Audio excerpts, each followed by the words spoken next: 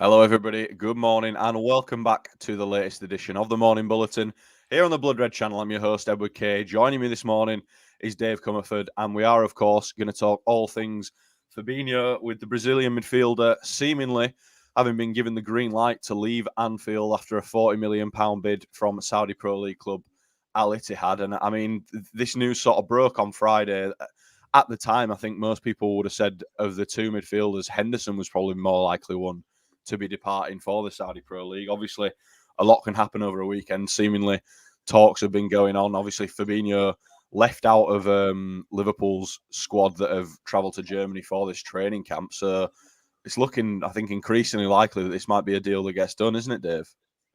Yeah, he's gone. I think, the big tell is the fact that he's not gone to that training camp. And based on what's being reported, I think Liverpool are very happy, understandably, with a £40 million fee.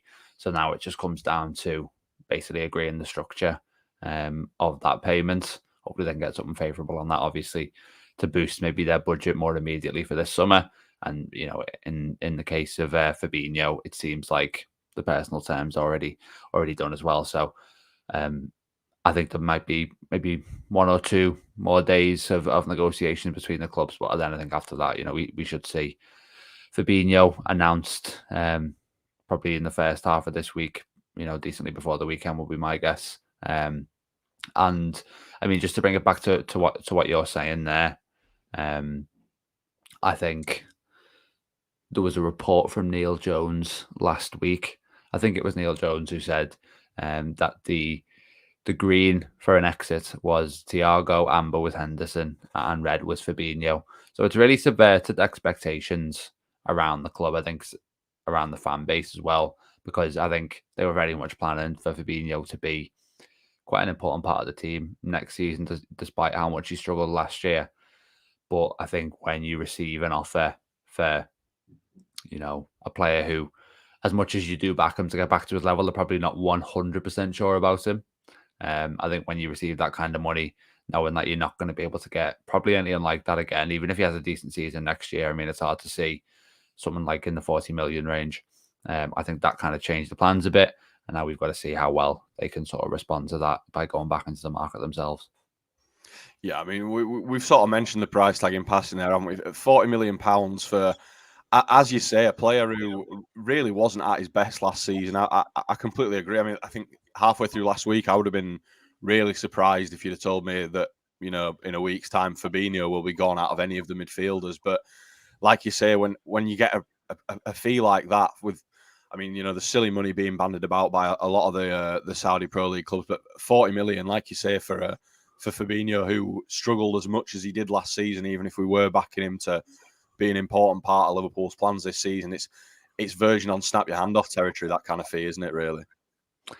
Yeah, I mean, I'm just thinking about it then, like any other club that was interested, and it's hard to sort of see that there being that big a market in Europe just because, everyone saw that Fabinho was off it last season, first of all. But then even if there are clubs there, you think, you know what, no, there's still obviously a player there. Fabinho only signed a new deal, I think, in sort of 2021. I mean, he's going to have pretty high wages. So I guess, are there sort of clubs, is there a club there who can kind of afford the wages and be willing to sort of take that chance? I'm not sure. I think that's why the Saudi Pro League is kind of an ideal option in a way, because they have the money to kind of throw at it, and it doesn't necessarily matter, if we're being honest, given the stage that league is at in its development, if Fabinho isn't necessarily an elite level holding midfielder anymore. So I think as much as we sort of looked at the emergence of sort of the Saudi Pro League with obviously the new investment as maybe a bit of a concern, a bit of a threat in terms of poaching talent, I think it does kind of suit Liverpool in a way. The problem, of course, is the timing of it and sort of disrupting the plans that were in place. And that, again, is where it comes down to sort of how Liverpool react, basically defines the narrative of this. I think if Liverpool can get a player in quickly and that player does well, then we look at that. We look at this, we're having this conversation in a year's time, and we say, you know what, Liverpool, that was a bit of a masterstroke to secure that money for Fabinho and then replace him in the manner that they did. Yeah, I think that's a really interesting point you make actually about the market for Fabinho in Europe. It sort of seems like if Liverpool are looking to recoup a decent amount of money for him, this is it's probably now or never. You know that they're not going to get an offer anywhere near this in a year's time from a club in Europe. You know, even if he does have a bit of a return to form, you know, he will have aged another year. And yeah, I think it's just too good of an offer really to turn down for the Reds at this point, especially when, you know, if that £40 million can be put straight back into the coffers and, you know, help us go and get a replacement.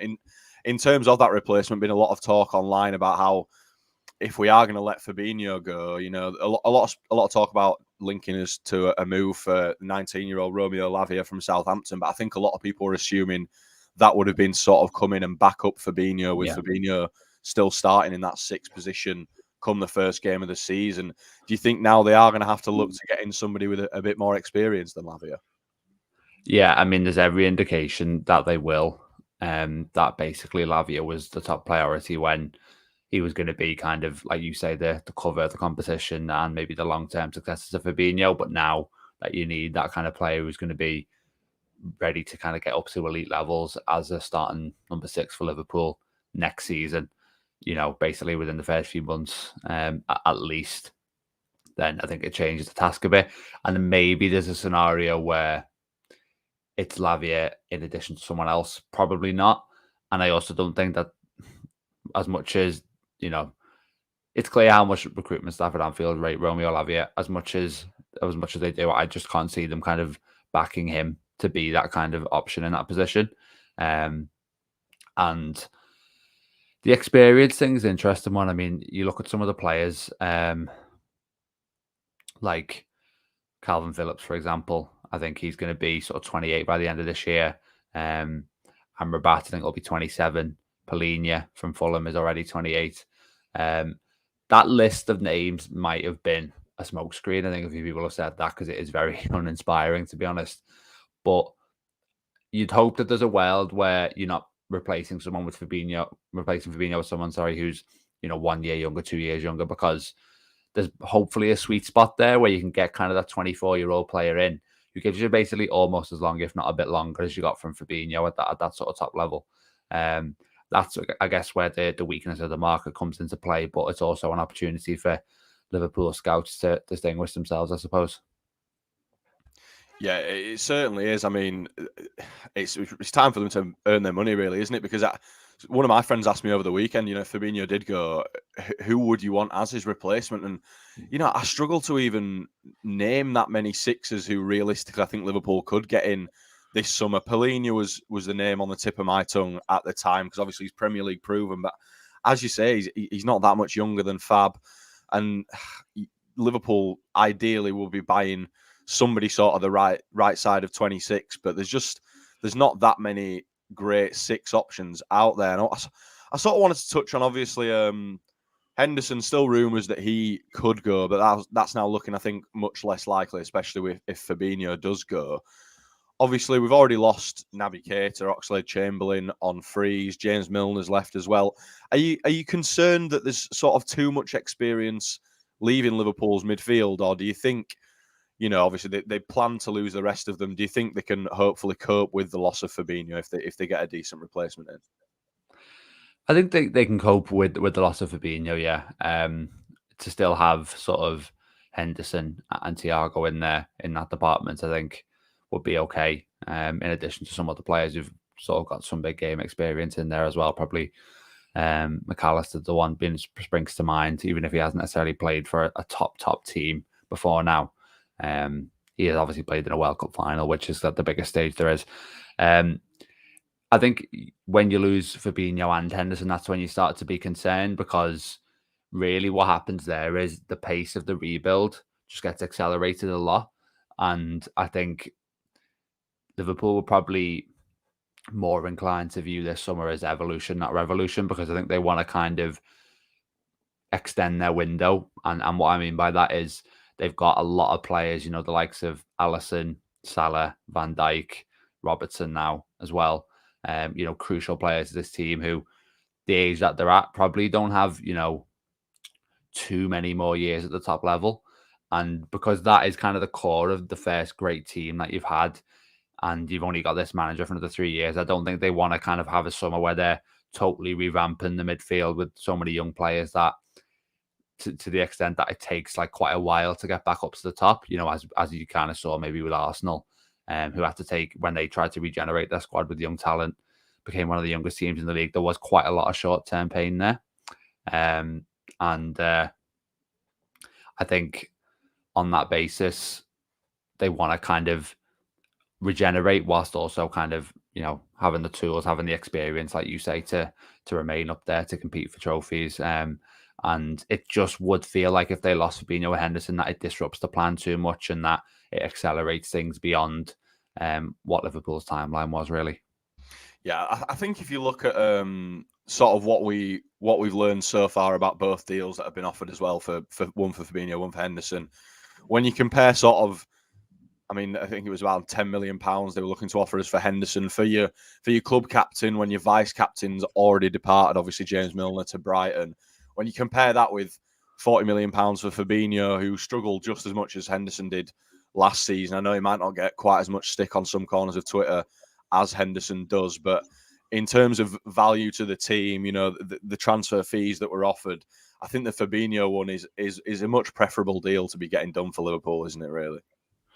Yeah, definitely. And I think the difference in price tag, I mean, obviously, like you say, we're looking at sort of 40 for Fabinho, and Ittihad seemingly struggling to cobble together sort of 20 million for Henderson.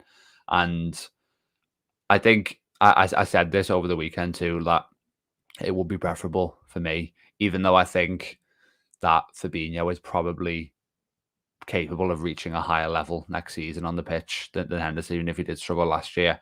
Despite that, I think it would be preferable to lose him, and not just because of the fee, just because I see those people on Twitter being like, Liverpool don't need to worry about losing the captain and vice captain. They've got national team captains in there. Both those players were a little bit past it anyway, but that just feels quite naive to me. I mean, to hear everyone sort of around the camp, the manager, talking about how important Henderson and Milner are to the team dynamics, to kind of set in the culture, and then to just say that doesn't really matter, just feels a bit like, no, we need to listen to the people who are actually in there and not just make assumptions from the outside.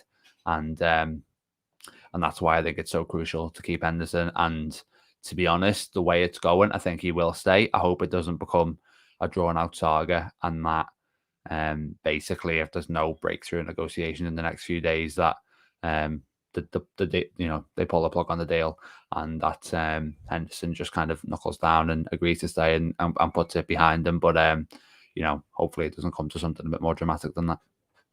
Yeah, as you say, there's certainly no birth of leadership figures in that squad, but there's only one captain, isn't there, really? And he's been ever present over the last few years and all the success we've had. So I certainly think it's definitely worth keeping hold of him for one more year. But we'll just focus back on Fabinho to finish. I mean, like you say, it's looking like it's pretty much a done deal, and he's going to maybe be off at some point this week, having not travelled to Germany with the squad. So, I mean, what do you think his Liverpool legacy will look like, Dave? Do you think people will be quick to forget sort of the dodgy last season he had and just remember the good times?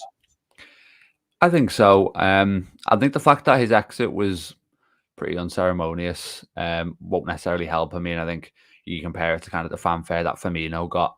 I think that kind of thing does sort of solidify it and consolidate people's sort of status in their minds. But I think, for Fabinho, people will still recognise that he made a huge contribution to the Premier League and Champions League successes.